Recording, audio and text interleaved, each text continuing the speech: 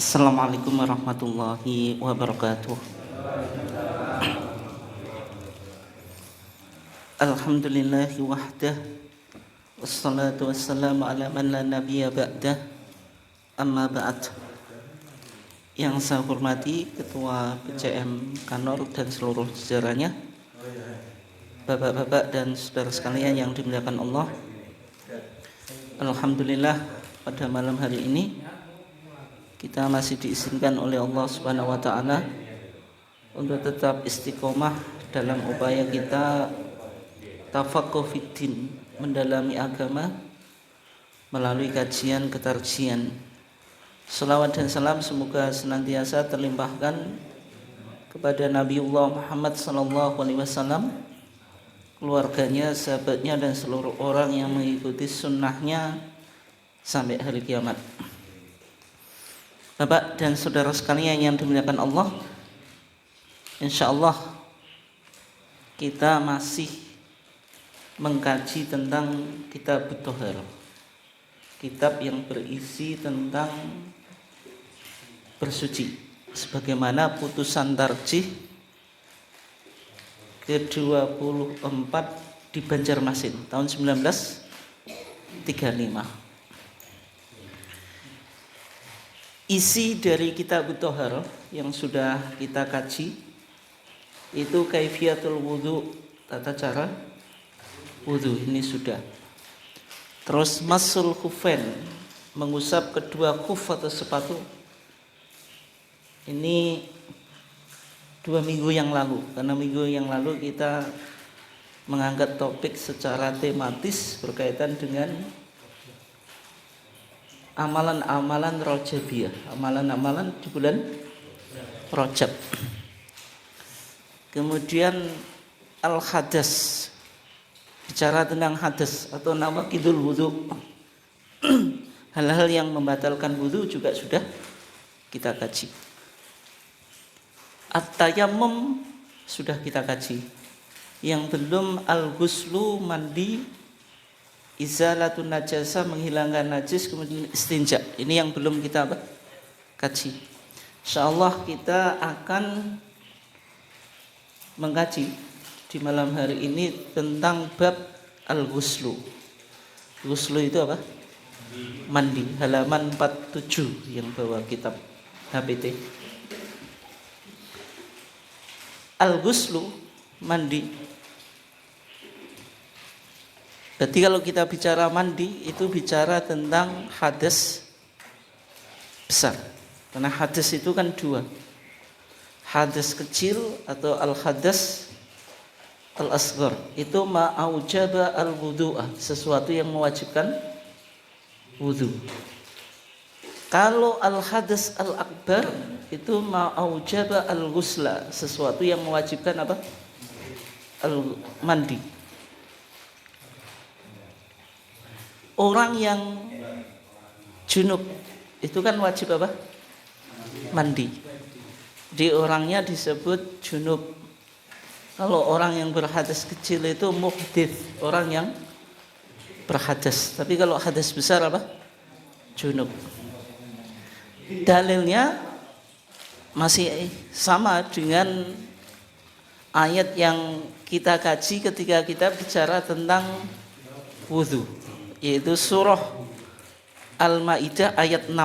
Di situ ada 3 macam thaharah. Ada wudu, ada mandi, ada apa? Tayammum.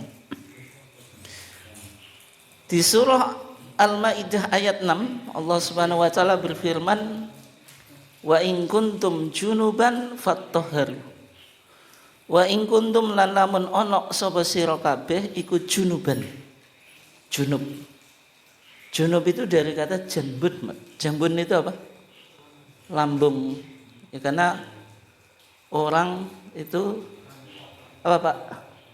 Tidur miring dengan istri gitu. Makanya Al-Qur'an itu sering pakai bahasa apa? Majazi, yaitu metaforis. Fattahharu, maksudnya apa? Faghtasilu. Maksudnya suruh apa? Mandi.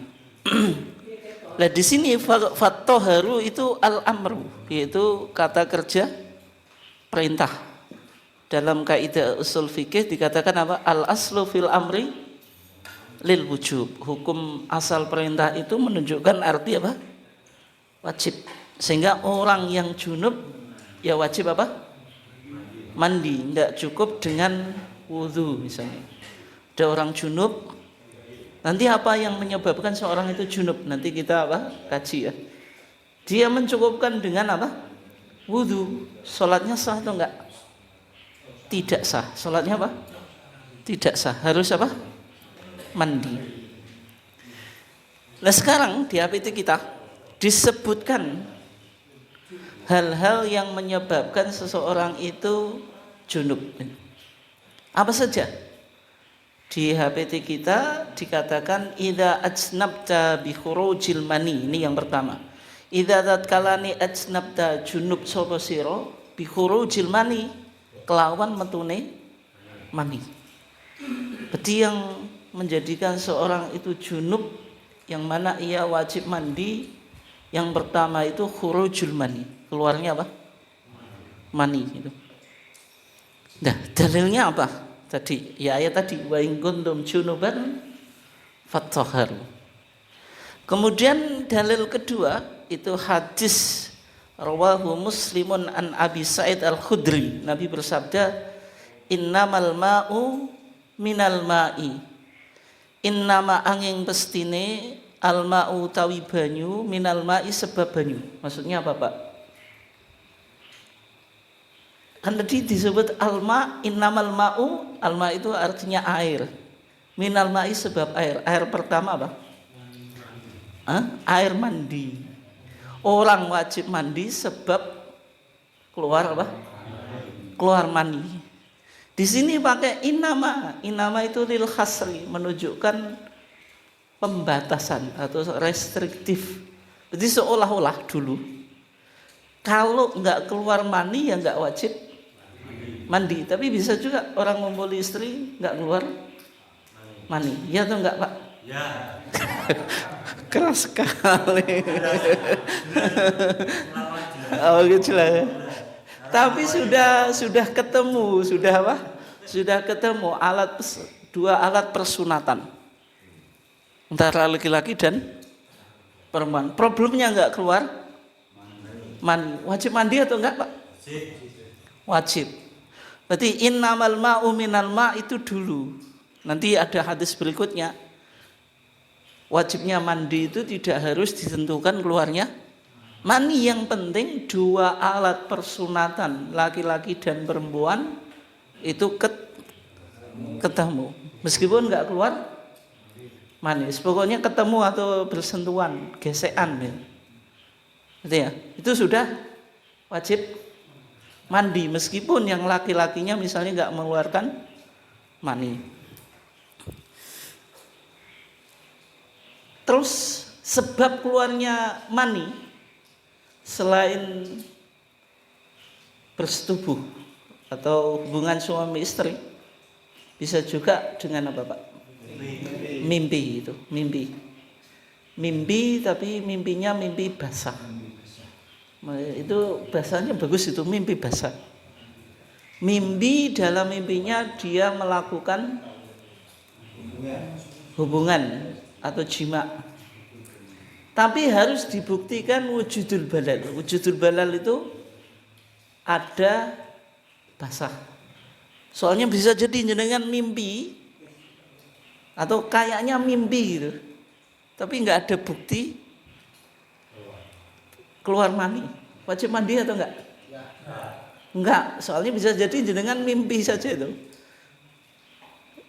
Maksudnya mimpi seolah-olah keluar mani, padahal tidak. Sehingga harus diyakinkan. Cara meyakinkan apa? Wujudul balal. Wujudul balal itu ada bekas maninya atau basah Pak. Gitu. Tapi kan bisa jadi mimpinya jam 12, bangunnya jam 4. Sudah bekasnya sudah hilang. Nah itu jenengan harus yakin. Jadi kalau sudah yakin tadi betul-betul keluar mani, berarti apa?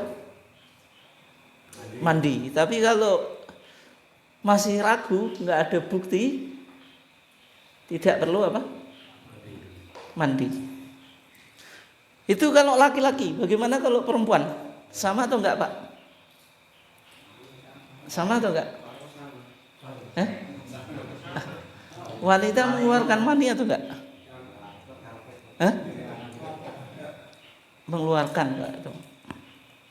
Hadis Ummu Salamah indal Bukhari wa Muslimin qalat, ya Rasulullah, innallaha la yastahi minal haq. Ummu Salamah, Pak, itu mau bertanya atau konsultasi kepada Rasulullah tentang kewanitaan. Ini kayak ibu-ibu itu kadang-kadang tanya tentang darah wanita, itu malu, Pak. Apalagi ustadznya kan laki-laki. Joko Wisan. Tapi nek Joko malah semangat, Pak.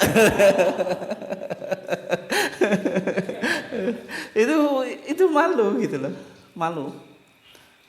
Tapi di kajian saya biasa, Pak, biasa. Tapi kita bicara secara syar'i, bukan bicara di ruang di tempat ngopi, bukan ya. Nah, Ummu Salamah ketika ingin konsultasi kepada Rasulullah itu malu gitu. Karena Rasulullah itu laki-laki, Ummu Salamah perempuan. Sehingga Ummu Salamah itu membukanya dengan kata-kata yang meyakinkan ini ingin mendapatkan informasi, ingin mendapatkan ilmu, bukan ngomong jorok gitu. Jadi bukalah oleh Ummu Salamah, innallaha la yastahi minal haq. Sesungguhnya Allah enggak malu terhadap sesuatu yang benar. Ilmu itu enggak boleh malu kalau kita bicara tentang darah wanita. Itu kan perlu untuk disampaikan, Pak, ya. Fahal 'alal mar'ati al-ghuslu idza ihtalamat. Ini pertanyaannya Ummu Salamah kepada Rasulullah. Ya Rasulullah, apakah wajib bagi wanita itu mandi idza ihtalamat, apabila mimpi basah? Qala na'am. Rasulullah menjawab iya. Idza ra'atil ma, idza tatkala ra'at ningali sapa al-mar'ah wong wadon al-ma'a ing banyu. Berarti harus dibuktikan dengan wujudnya apa? Air atau basah, Pak. Mengenai mimpi basah itu. Berarti ya berlaku untuk laki-laki dan perempuan. Itu yang disebut dengan ihtilam. Ihtilam itu mimpi basah, wajib mandi ketika wujudul ma, adanya mani. Itu ya. Terus sekarang biasanya orang itu melakukan istimna atau onani. Wajib mandi atau enggak? Onani itu macam-macam, Pak, ya. Bisa juga pakai sabun.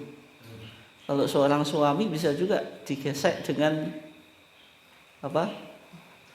Telapak tangannya istri itu. Keluar mandinya. Wajib mandi atau enggak? Wajib. Itu wajib ya. Wajib. Hah? Nah, itu ya. Itu yang pertama, yaitu yang menyebabkan wajibnya mandi apa? Khurujul mani, keluarnya mani.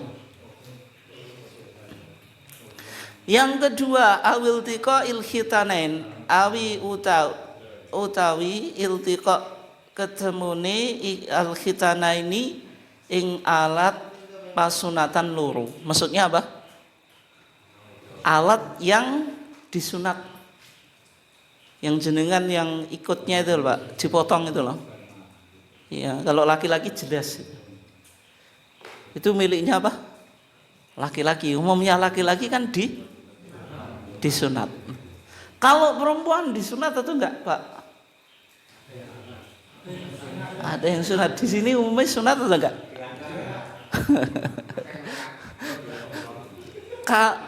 Coba apa, Pak? Kalau di Jawa Tengah itu, di Jogja, sebagian Jogja itu perempuan juga disunat. Yang disunat kayak cembelnya ayam jago itu Pak, yang ada di itulah pokoknya. Itu diambil dikit gitu.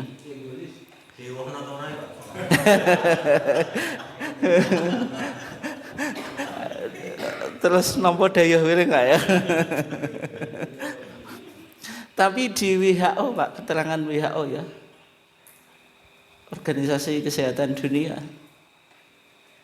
praktek sunat perempuan di Afrika itu dianggap tidak baik untuk kesehatan, bisa mengurangi kenikmatan seksual suami yang menikmati istrinya. Sehingga dalam penelitian WHO, perempuan itu sebaiknya tidak disunat atau dihitan. Tapi kalau mazhab Syafi'i sebenarnya sunnah Pak, sebenarnya apa? Sunnah wanita di sunat. Tapi karena hanya sunnah saja, mayoritas orang yang bermadzhab Syafi'i di tempat kita juga tidak sunat. Kalau di fatwa tarjih tadi mempertimbangkan juga aspek kesehatan. Namanya itu perdebatan Pak. Ada yang mengatakan bagus, ada yang tidak. Yang mengatakan tidak, kalau wanita disunat itu kualitas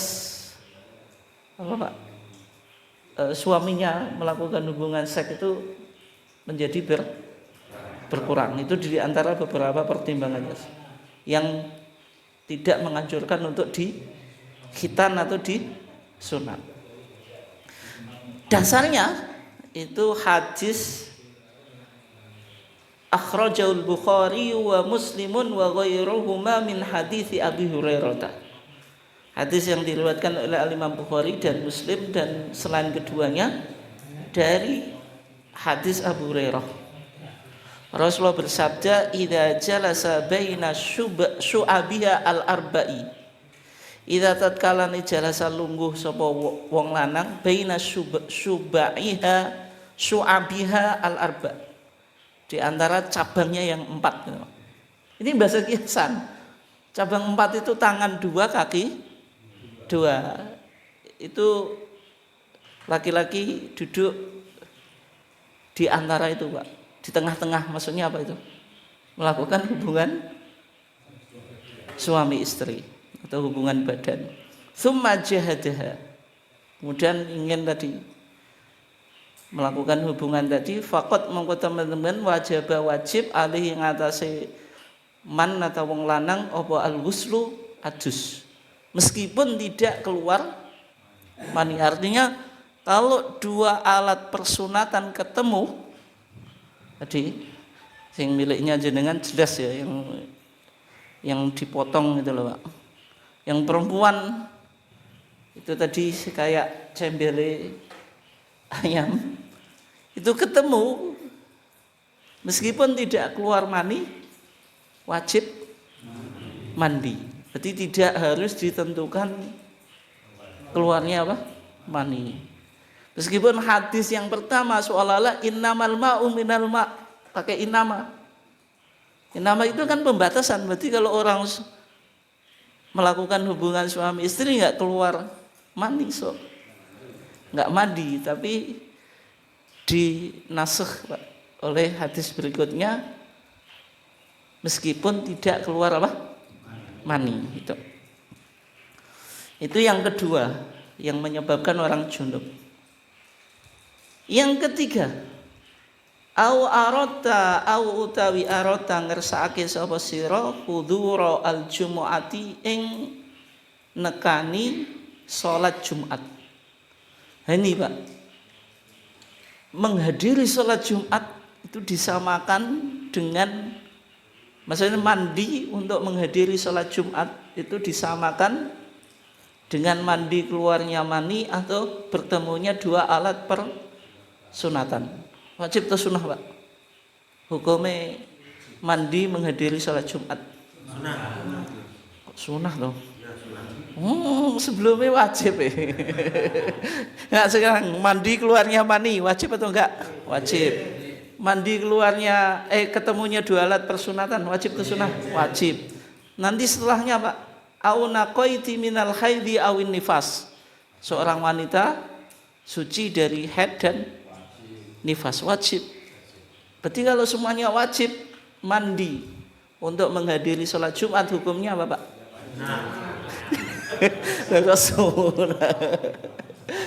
Wajib Pak, wajib. Seolah-olah gitu. Seolah-olah maksudnya itu kemungkinan Pak. Dulu ada beberapa kemungkinan. Teks HPT itu kan nggak menjelaskan ini wajib atau ini sunnah, tapi kok dihubungkan pakai au. Au itu kan harful athof, yaitu kata penghubung. Kata penghubung itu biasanya kalau wajib ya digandingkan dengan wajib. Berarti Majelis Tarjih, ulama-ulama tarjih 1935 itu kayaknya dulu mereka berpandangan mandi untuk menghadiri sholat Jumat itu hukumnya wajib, sebagaimana madhab Dhohiri, hukumnya apa? Wajib. Nanti dikuatkan oleh Syekh Nasiruddin Al-Albani. Ini jenengan madhabnya Albaniyah, jadi wajib Pak. Nah, Syekh Nasiruddin Albani itu beberapa pandangannya ada yang mengarah ke Dhohiriyah, terlalu literal, sehingga mandi Jumat hukumnya apa? Wajib di Tamamul Minah Pak. Tamamul Minah itu koreksi Syekh Said Sabiq terhadap hadis-hadis yang ada di dalam kitab fikih sunnah, fikih sunnah. Tahu atau enggak? Tahu atau enggak Pak fikih sunnah? Gak tahu. Waduh, fikih apa kalau fikih sunnah saja gak tahu.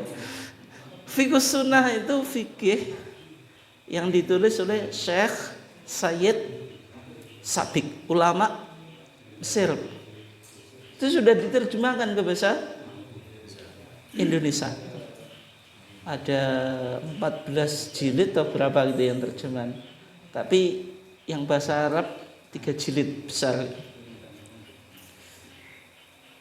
Kitab fikih itu menarik. Kenapa? Karena buku-buku fikih dulu itu mengikuti mazhab. Mengikuti apa? Mazhab. Kalau mengikuti mazhab itu kadang-kadang ya repot gitu. Syekh Said Sabiq itu menulis buku, menulis kitab fikih tanpa disandarkan mazhab tertentu. Itu kehebatan apa fikih sunnah. Itu dulu dipublish di Jaridah Al-Ikhwan Al-Muslimun atau majalahnya Al-Ikhwan Muslimin yang ada di Mesir gitu. Majalah usbu'iyan, majalah mingguan. Ada kolom namanya kolom fikih gitu. Sehingga nulisnya dikit-dikit gitu. Mulai kitab Thaharah mulai misalnya wudu, mandi, tayamum itu dikit-dikit itu. Kalau sudah menjadi buahnya baru apa? Dijadikan kitab. Kayak jenengan tahu soal jawabnya Ahsan. Tahu atau enggak? Enggak tahu juga. Enggak tahu.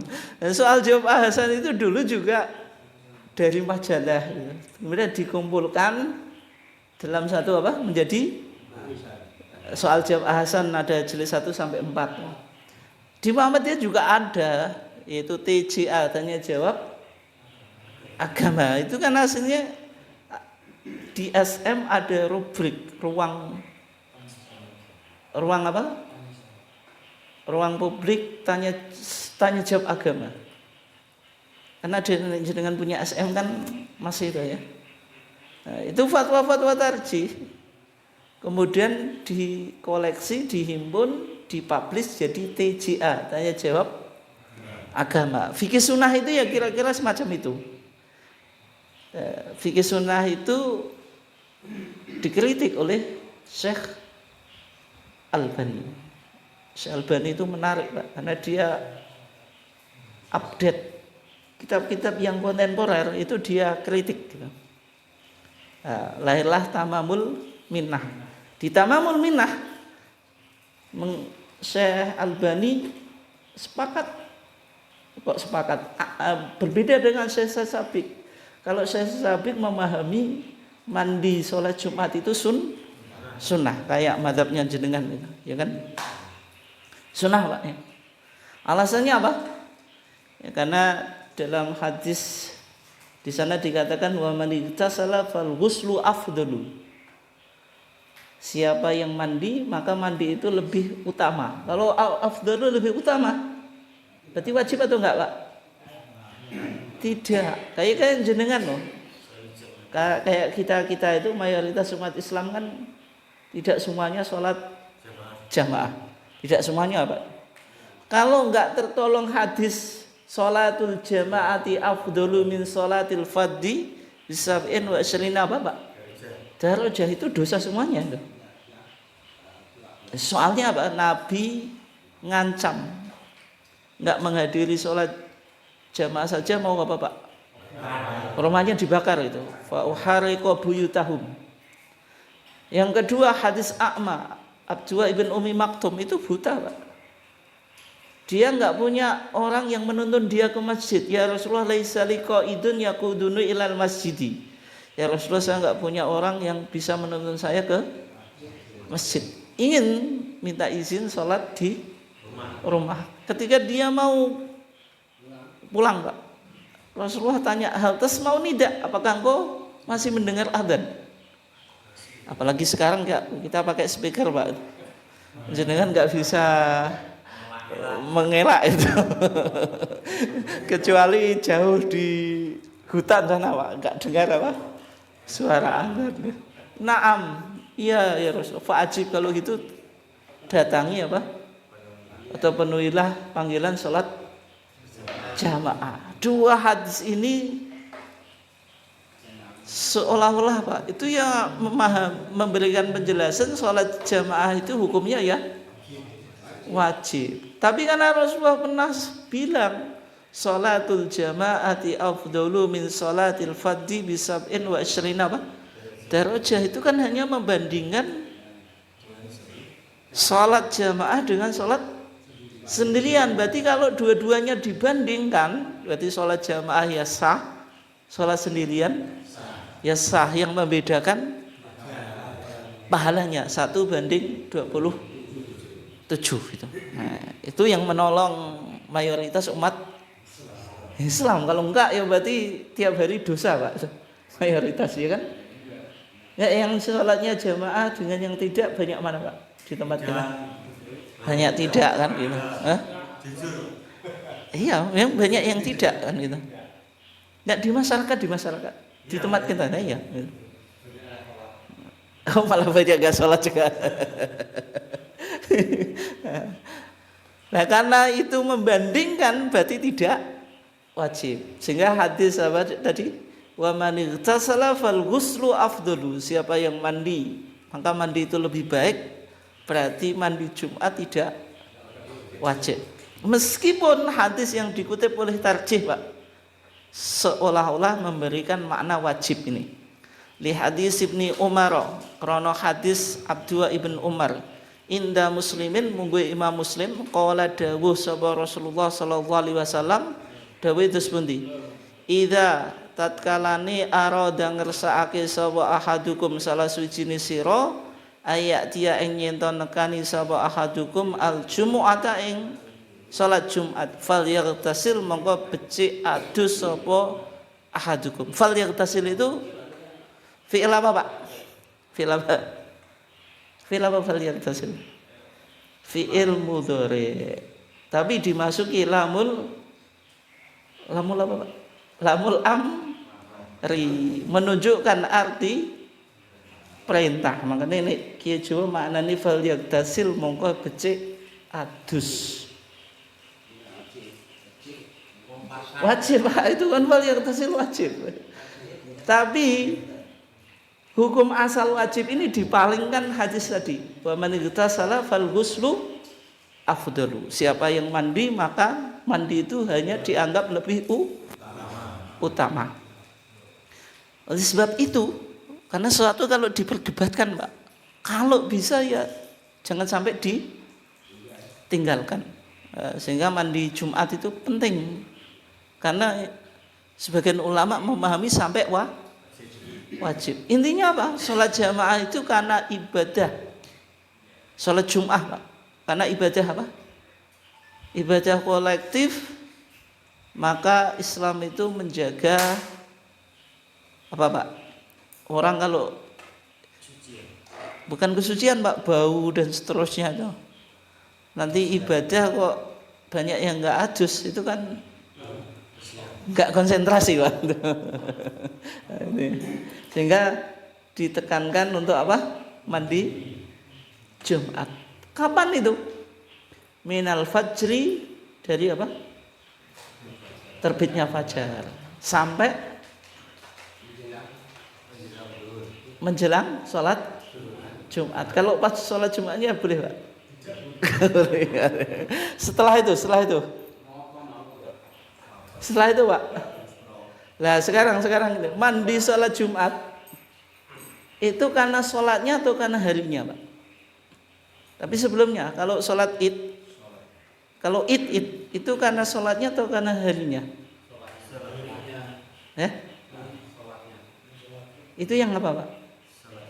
Sholat id karena harinya atau sholatnya?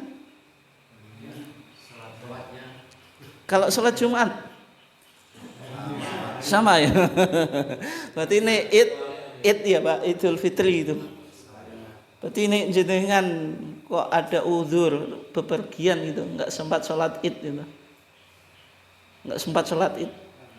Mandi atau enggak? Idul Fitri. Enggak mandi ya berarti.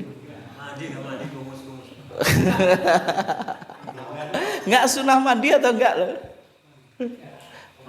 Atau wanita yang haid itu mandi, ya?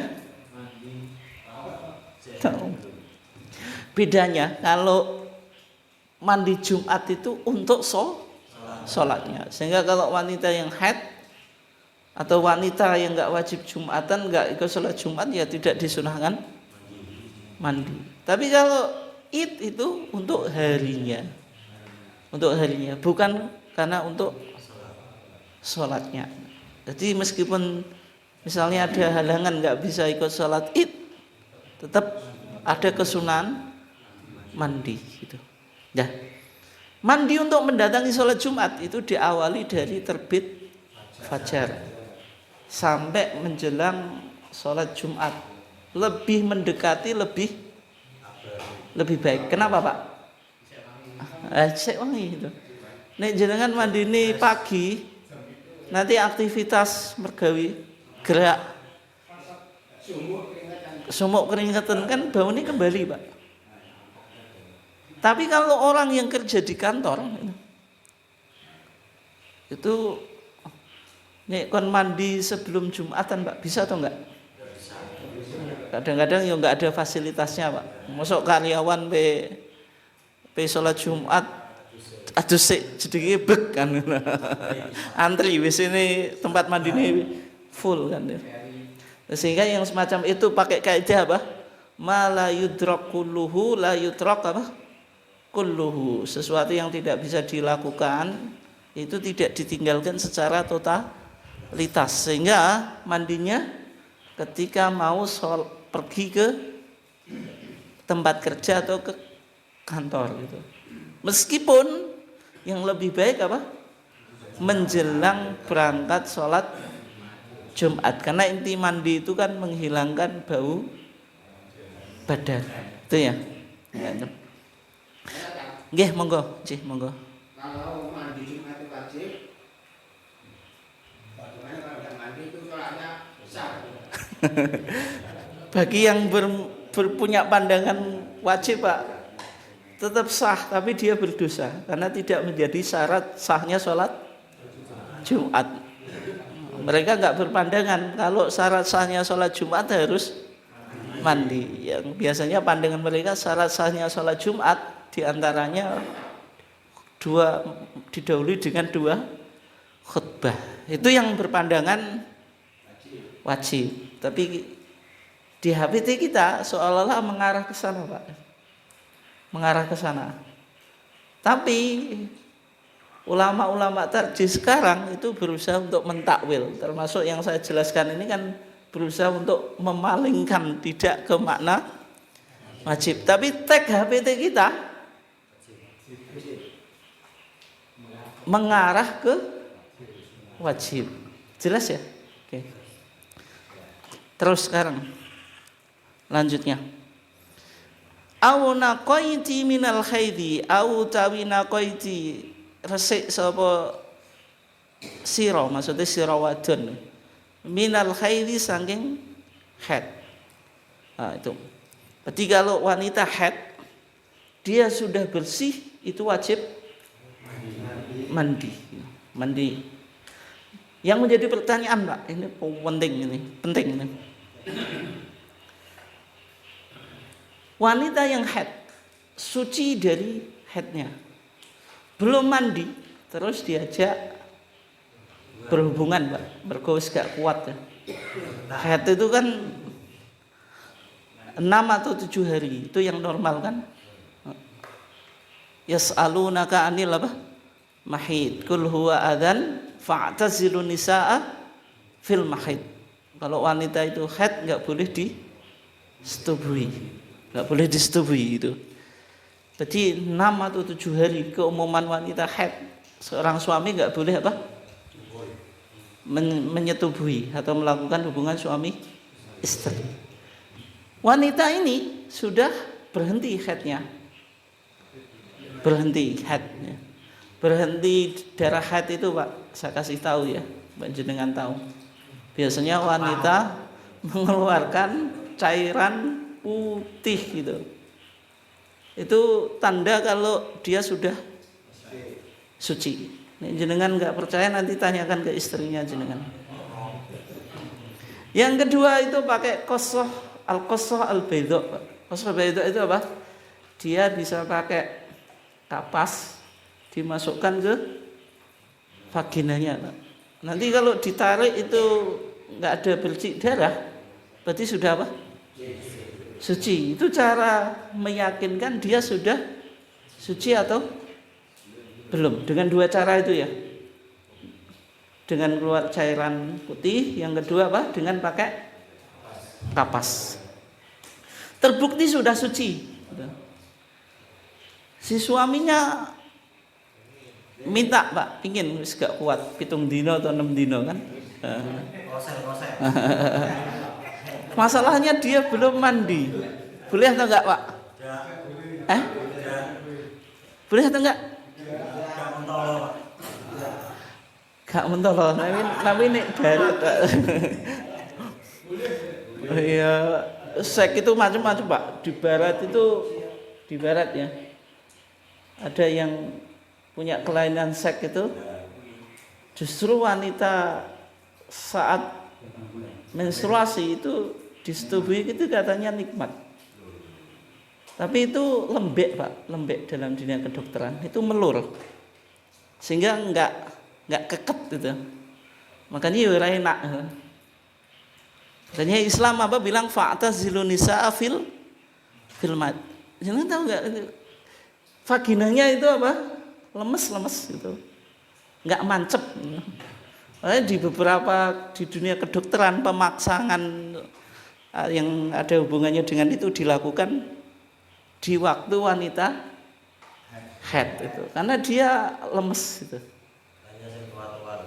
Oh gitu. Malah enggak paham, Mbak. Dia praktek tapi enggak diilmui.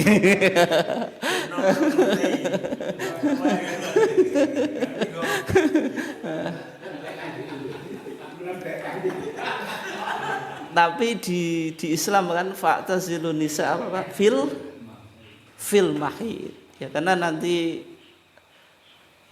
di dunia kedokteran kan menyetubui wanita saat haid itu berpotensi menyebabkan apa, Pak? Di antara penyakit alat kelamin itu. Bisa juga laki-laki habis mensetubui itu demam. Ini kadang-kadang mati itu, Pak. Di tempat pelacuran itu. Bisa jadi wanita PSK itu ya, Kak. PSK itu ya. Ketika haid masih buka gitu. Masih buka toko gitu. Nah, sehingga masih menerima pelanggan melakukan itu kemudian sampai mati gitu. Itu di antara bahayanya. Makanya dalam ayat Al-Qur'an tadi kan dikatakan yas'alunaka anil mahid kul huwa adzan. Haid itu bukan penyakit, tapi kalau laki-laki menyetubuhi wanita bisa mendatangkan penyakit. Haid itu damu jibillah, darah natural yang menunjukkan wanita itu masih dalam usia produktif, belum menopause, Pak, itu ya. Ya. Dan tadi kembali ke pertanyaan tadi, kalau wanita itu bersih, Pak, suci, tapi belum mandi, boleh atau enggak? Tidak. Ini penting, Pak. Ini saya pernah ditanya, yang nanya ibu-ibu. Kalau yang nyalain jenengan itu saya enggak grogi sama sekali. Soalnya itu yang nanya ibu-ibu masih muda juga itu. Enggak, Ustadz bagaimana hukumnya gitu. Seorang suami, mungkin dia cerita pribadi, Pak. Tapi ya tentu saya enggak mendetailkan kan. Yang penting kan pertanyaannya. Itu boleh atau enggak? Ya, jawabannya apa? Harus mandi dulu. Dasarnya apa? Ini ayat yang dikutip oleh Tarji. Wala taqrabuhunna hatta yadhurna. Wala taqrabuhunna lan aja merek sapa sira kabeh hunna ing wong-wong wedok sing haid. Hatta yadhurna, sampai suci sapa wong-wong den haid. Suci ini maksudnya apa, Pak? Mandi. Lah kok suci itu kan ada dua pemaknanya. Suci dari haid, yang kedua suci dari haid plus sudah mandi. Tapi kenapa kok kita bawa makna yang kedua, Pak? Nah, jawabannya, Pak, sebagaimana firman Allah, Pak, ya ayyuhalladzina amanu la taqrabus sholata wa antum apa? Sukara hatta ta'lamu ma taqulun wala junuban illa baba abiri sabilin hatta apa? Hatta yaghtasilu. Gitu. Sehingga makna yadhurna itu apa? Yaghtasilna. Maksudnya apa? Mandi. Makanya fa idza tatahharna fa'tuhunna min haitsu amarakumullah itu. Sehingga kesimpulannya meskipun sudah suci kalau belum mandi belum bisa digasak, Pak. Sabar dulu gitu. Sampai apa? Mandi, ngenteni mandi paling lama 5 menit, masa enggak sabar, Pak.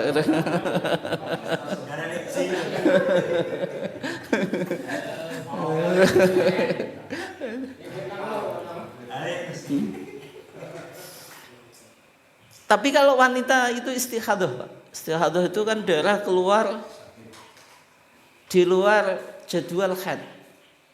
Wanita biasanya 7 hari, 8 hari, 9 hari, 10 hari masih keluar darahnya. Berarti darah apa, Pak?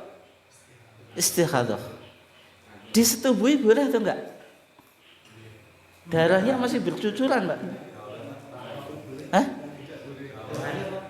Boleh atau enggak? Boleh. Karena wanita istihadah itu hukumnya thahirah, suci. Itu suci gitu. Nah, urusan jenengan jijik atau tidak itu urusan lain, tapi hukumnya boleh itu. Hah?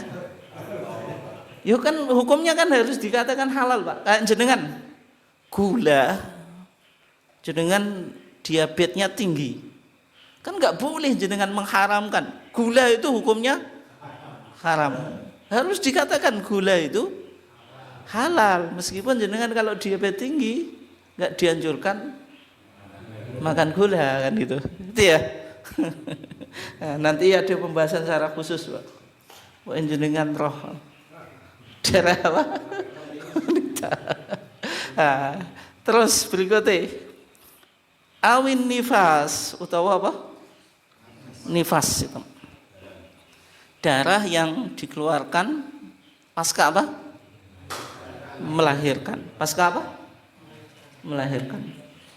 Tapi ini darah pembukaan sebelum lahir, Pak, itu nifas atau enggak? Istri ini jenengan dulu berapa kali pembukaan, Pak? Waktu melahirkan? Buka tutup, Pak. Pitu, kadang-kadang ngomong juga roh, Pak. Pembukaan ini apa? Nah, itu nanti ada pembahasan secara khusus ya. Intinya, tuh. Sini Ustadz ya.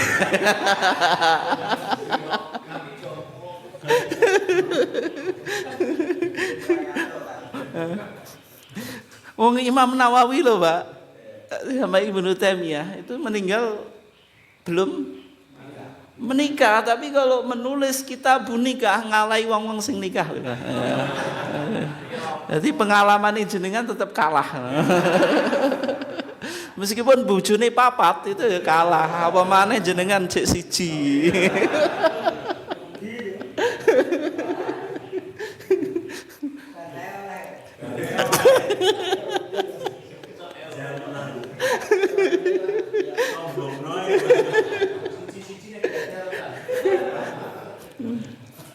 Ini jam berapa nih? Jam berapa? Ya, kita cukupkan ya, masih panjang ya. Monggo C.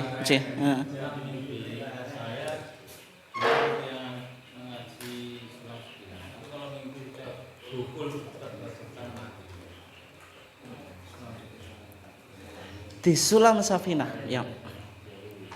Ya. Mimpi ihtilam itu apakah cukup mimpi saja atau dibuktikan dengan wujudul balal, yaitu basah gitu. Memang ada khilaf di kalangan para ulama. Sebagian yang lain yang penting ihtilam, dia mimpi basah. Tapi kalau kadang-kadang itu yang nyipi, Pak. Kita nyipi melakukan hubungan padahal dia mau nyipi tok. Tapi hakikatnya ya enggak mengeluarkan apapun gitu. Nah, sehingga di situ khilaf apakah ihtilamnya itu cukup nyipi atau harus ada bukti, yaitu ada basahnya. Oh.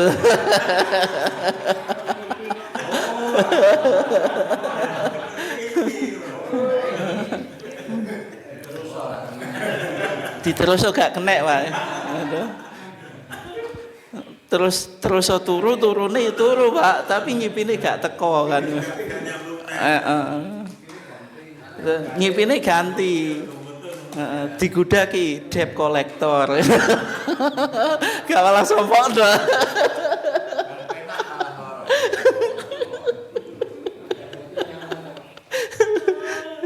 Aduh. Nah, nyipi itu kalau kita lihat ya, ternyata tadi di hadis Ummu Salamah itu perempuan juga bisa nyipi disetubui oleh suaminya itu. Sehingga tadi apa? Ummu Salamah bertanya kepada Nabi, "Fahal 'alal mar'ati al-ghuslu?" Jawabannya Nabi apa? Naam, idza ra'atil ma', idza tatkalane ra'at ningali sapa wong wedok al-ma'a ing banyu. Berarti kan disyaratkan apa? Adanya wujud mani atau basah tadi, yang penting basah itu. Sehingga mazhab yang kedua mensyaratkan dia harus betul-betul yakin. Kalau enggak ada, kan untuk membuktikan itu jenengan kan bisa menggunakan yakin atau tidak, atau yang bukti real, bukti empiris gitu. Itu ya keluar apa? Keluar mani tadi atau masih ada basahnya, bekasnya, yaitu basahnya itu. Nah, sehingga Kalau mazhab yang kedua itu dibuktikan dengan apa? Wujudul balal, yaitu ada bekas basahnya. Mungkin itu yang banyak dikuatkan. Soalnya kalau sekedar mimpi bisa jadi perasaan itu yang keluar mani, Pak, itu di mimpinya loh. Tapi tidak gitu. Memang mimpi, dia mimpi, dalam mimpinya mengeluarkan mani, tapi kenyataannya tidak itu loh. Biasanya yang berjalan itu pengalaman. Oh gitu. Yang berjalan pengalaman. Oh gitu ya. Isone ya mau nyipi tok ya.